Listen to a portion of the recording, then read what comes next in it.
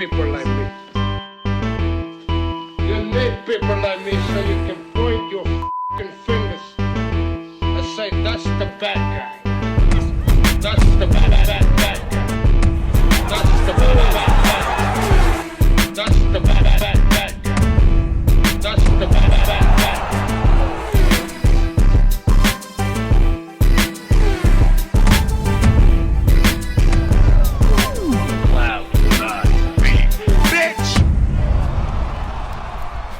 Welcome to the motherfucking relay. We're covering today's top boxing news. Ow!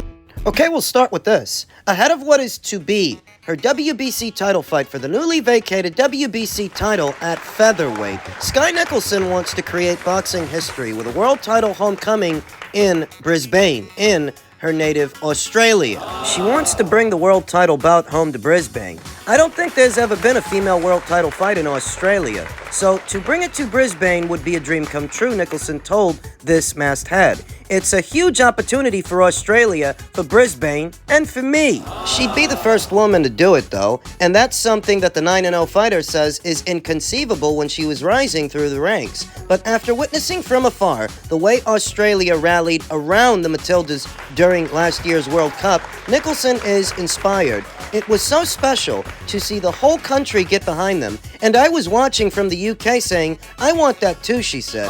It gave me goosebumps just knowing that Australia is finally stopping for women's sport and for female athletes. It shows how quickly things can change, but we need to keep that momentum going while we've got the country supporting and backing women's sport, especially in male-dominated sports like football and boxing. Matchroom can do it. They have the bodies to spare. Enough Australian fighters, Australian talent, not exclusive to Skye Nicholson, to where they could do a show in Australia where maybe Skye Nicholson headlines. Remember, they've got Liam Pardo, they've got Justice Hooney, Dempsey McKean, and Jai Opataya, alongside what other international fighters, foreign fighters, they might also use to decorate the card that would go down in Australia. Matchroom has the ability to do a show in Brisbane or just somewhere else in Australia. So it is a distinct possibility. And because Skye is hinting at it, more or less, this expressed desire, you get the sense that that's how it might happen. Skye, who has since fought on big shows in New York at Madison Square Garden, in Cardiff, Dublin, Tijuana, and everywhere else in between. I took a chance and packed my bags and moved to the other side of the world by myself, she said. I'd always lived at home and traveled with the Australian team, so I really dived into the deep end at first. I have to pinch myself with how lucky and blessed I am. It's been an incredible 2 years, and I'm so glad I took the plunge and made it happen. Moving halfway across the world and basing herself out of Australia, we've seen one other female fighter, one other Australian fighter, matchroom fighter, do that before, Ebony Bridges. Former IBF bantamweight champion who's on the bounce. And I don't think it would be a bad idea to have both Skye Nicholson and Ebony Bridges on the same show, on the same card. Perhaps Ebony Bridges' rematch with Miyo Yoshida could be on the same card as Skye Nicholson's title fight. Skye Nicholson, who also has one eye on getting revenge against the 5-0 Karis Artingstall at the highest level of all, Karis Artingstall of the United Kingdom. It's a fight I can see happening down the line, she said. That's another way I could get closure. She's taking her professional career slower than I am, but you can move quite quickly in women's boxing, so it's a fight I can definitely see happening, especially if I'm world champion and it gives her an opportunity to fight for a world title. It is true that Karis Artingstall, she is moving slower than Skye Nicholson did when Skye debuted as a professional. She is moving slower. But she has a fight in the books, a fight on schedule opposite the Ring Brazil's own Lila Furtado on the undercard of the upcoming Jonas versus Mayer fight. Look for that as it pertains to Skye.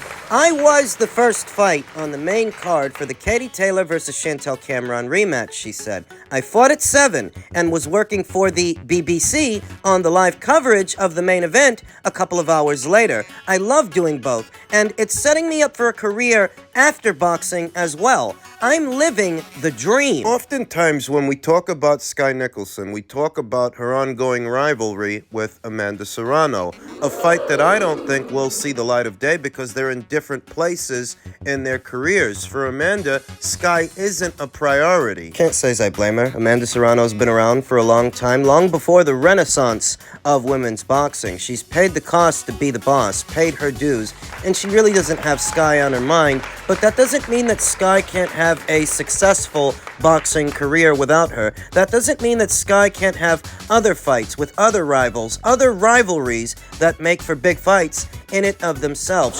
She has the good fortune of campaigning at a weight that is densely populated with a lot, and I mean a lot, of talented fighters. Karis Ardingstall among them. Raven Chapman is yet another. Germany's own Sophie Elige. Germany's own Sarah Liegman. Sky Nicholson becomes a world champion ahead of them, before them. That's going to paint a lot of targets on her back that a lot of other girls will be gunning for. Unbeaten up-and-comers like herself and experienced fighters, former champions like Daniela Bermudez, who also happens to campaign at this weight. Sky has the good fortune of campaigning in a densely populated division, but it's both a gift and a curse. Because they're gonna come after her, and I hope she's ready for that. The immediate future, she has former IBF featherweight champion Sarah Mahfoud of Denmark to deal with, and she means to deal with her on home soil. I'm more than confident that Matchroom can and will make it happen.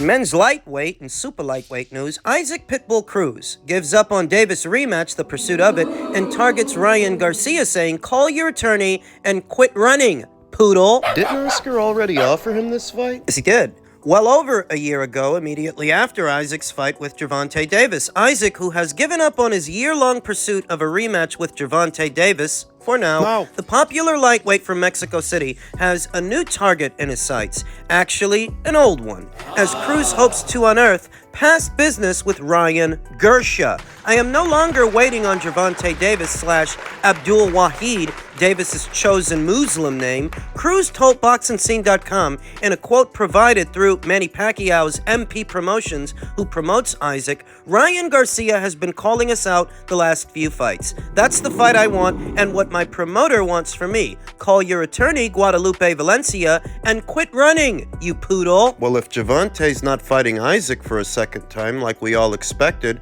who is he going to fight? The other guy we expected him to fight, Rayo Valenzuela. Rayo Valenzuela, who's coming off a highlight reel knockout win over Chris Colbert. You have to remember there were two names in the running. Rayo did call Gervonta Davis out immediately after knocking out Chris Colbert, which leaves Isaac Cruz without a dance partner. Cruz, who has won 3 straight since his narrow points loss to Baltimore's Davis. In a December 2021 WBA regular lightweight title fight, he accepted on 5 weeks' notice. The 25-year-old contender has applied heavy pressure on a second bout versus Davis, with the benefit of a full training camp for both in preparation for each other. The cries fell on deaf ears, even though both are under the PBC banner, and Cruz has risen to the top of the WBA lightweight rankings. Cruz now turns to Garcia, who rebounded from an April 22nd knockout loss to Davis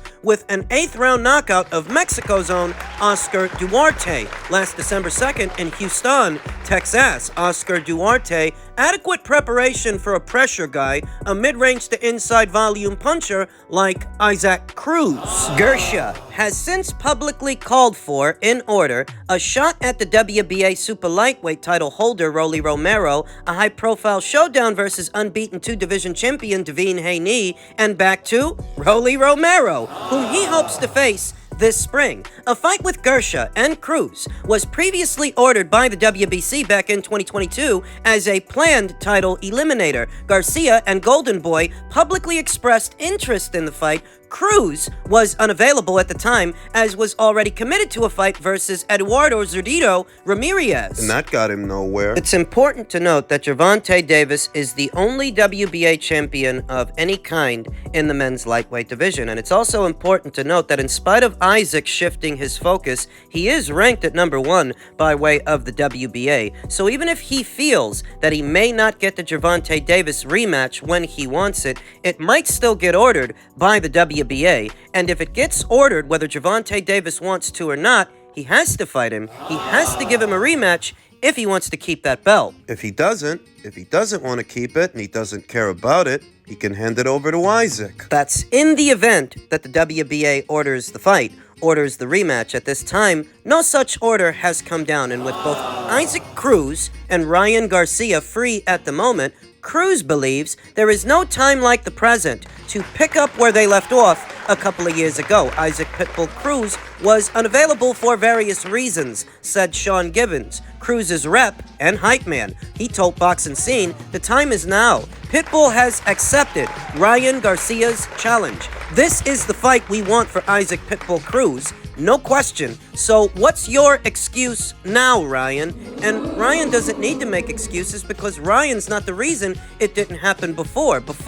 Immediately after Isaac's fight with Gervonta Davis, Golden Boy Promotions made a play to do that fight. They offered Isaac $1 million, which is likely more than he made fighting Gervonta on short notice. As reports at the time seemed to indicate that Gervonta Davis was guaranteed something in the neighborhood of $2 million or just a little over $2 million, while Isaac only made an estimated $300,000 to $600,000. And Isaac, being a late replacement and an unheralded fighter, it is unlikely that he got anything out of the pay-per-view upside, if there even was one. Use your common sense. What do you think they paid Isaac Cruz? Nobody knew him at the time. He was a late replacement for Rolly Romero, who had some legal matters to tend to, and I hardly think they broke the bank just to pay Isaac Cruz, who didn't even have a profile. Nobody knew him. After that, Golden Boy Promotions offered him $1 million to come over to their side of things and fight Ryan Garcia. And Sean Gibbons was more concerned with doing it on Showtime, coming right off that loss to Gervonta Davis. Now that they both have shared Gervonta Davis as a common opponent between them, and they've both rebounded off their losses to Gervonta Davis, the noticeable discrepancy in Ryan's pay-per-view with Gervonta and Isaac's pay-per-view with Gervonta, what numbers those pay-per-views brought in, it's safe to say that Ryan is the bigger draw. He's the bigger attraction. There's a glaring disparity in the numbers Ryan brought in with Gervonta and Isaac brought in with Gervonta. So if Isaac wants to get, while the getting is good, he needs to cross over to DAZN and Golden Boy and play ball. Because Ryan is the ace side. There's no debating that. He's more popular than you are, and you aren't really bringing much to the table aside from yourself. You've never been a champion. You're not a champion now. What do you think is motivating this change of heart from Isaac Cruz? Why is he shifting his focus? Could be that Gervonta is about to fight Rayo, and the PBC don't have anything for Isaac to do. That is, anything bigger than a Ryan Garcia fight when you consider what other fighters are over there in the men's lightweight division. Frank Martin, Edwin De Los Santos, interesting opponent options that would make for interesting fights, but not big cash fights, not big commercially, not compared to a Ryan Garcia fight. So why run the gauntlet with them when you can make way more money with Ryan? I'm just bouncing ideas around. I'm just guessing that with the PBC jumping into bed with Amazon Prime and only having 12 to 14 fight dates to work with, and those being Isaac's options, what fighters are over there, Edwin De Los Santos, Frank Martin, you don't make the money fighting them that you could make fighting Ryan, even if it means moving up to 140, and even if it means crossing over to Golden Boy Promotions and DAZN. You still make way more money. You make way more money fighting Ryan than staying where you are. And if you were to stay where you are, when's the next time they plan on getting you out? Because the PBC don't seem to have any shows in the month of January or February, at least none they've announced. Boxing Insider Rick Glaser says the PBC Amazon boxing deal was announced December 7th to start in March. But here we are 35 days later and not even one fight announcement. No statements from any of the fighters that they're excited about fighting on Amazon, nothing. But there was one major development. The person who made the deal for Amazon with Al Heyman, Vice President of Global Sports for Amazon, Marie Donahue, now no longer is with Amazon. Gonzo, where are the fight announcements? Isaac Cruz shifting his focus from getting a Gervonta Davis rematch to boxing Ryan could have everything to do with the scarcity of fight dates, thus the scarcity of announcements. Do you remember what I told you last year? That fighters at the PBC, they might start to float away when they realize there's no money, there are no fight dates, and no opportunities. Thus, they might have to look for them elsewhere. In the case of Isaac Cruz, he's looking for an opportunity with Ryan, one that he turned down in previous years when things were better and the PBC had more to work with, but here and now, that may not be the situation. That may not be the case. Thus, if this is a fight that you're interested in seeing and a fight that he's interested in having, he needs to bite the bullet. He needs to cross the street over to Golden Boy and DAZN and accept being the B-side, because being the B-side in a Ryan Garcia fight is better and pays better than being the A-side in a Frank Martin fight or an Edwin De Los Santos fight, if the PBC can even afford to put those fights on. And we don't know that they can. Some fighters and some fights at the PBC will take priority over others given the limited amount of fight dates they have to work with. And Isaac, among several other fighters, may no longer be a priority to them. They may not have what they need to accommodate him, and maybe he doesn't want to wait. Isaac is managed by Sean Gibbons over there at Manny Pacquiao Promotions, MP Promotions. That's the same Sean Gibbons that used to manage John Riel Casimero, and the same Sean Gibbons that still manages Marlon Tapales. You will notice there's a difference in how he managed what was supposed to be Casimero versus Inoue and what turned out to be Tapales versus Inoue. With Casimero, Sean must have thought he had the luxury of time and the luxury of choice, as he funneled John Riel Casimero over there to the PBC, and he never made it to the Inoue fight. Whereas with Marlon, he didn't waste any time. He didn't waste any time because there are no resources. He didn't make the same mistake. He didn't make the mistake with Tapales that he had already made with Casimero. He learned his lesson. Better that he let Tapales have the fight with Inoue and run the risk of losing than not fighting at all. Not fighting at all, you might get beat by somebody else and not make that career high purse, that career high payday. And maybe that's the logic he's using when it comes to Isaac Cruz, who he also manages. Better that you go to Golden Boy and fight Ryan now that you have the opportunity, that he's free and so are you. Better that you do that than wait around for an opportunity at the PBC that may not come. Maybe Sean learned his lesson. A fight with Isaac Cruz for Ryan, it ain't that different from the fight that he just had with Oscar Duarte. Both Oscar and Isaac, Mexican fighters. They're both pressure fighters. They're both mid-range to inside volume punchers. Ryan didn't look great in that Oscar Duarte fight. He didn't. He looked limited. But he was still able to walk Oscar into a shot that got him out of there.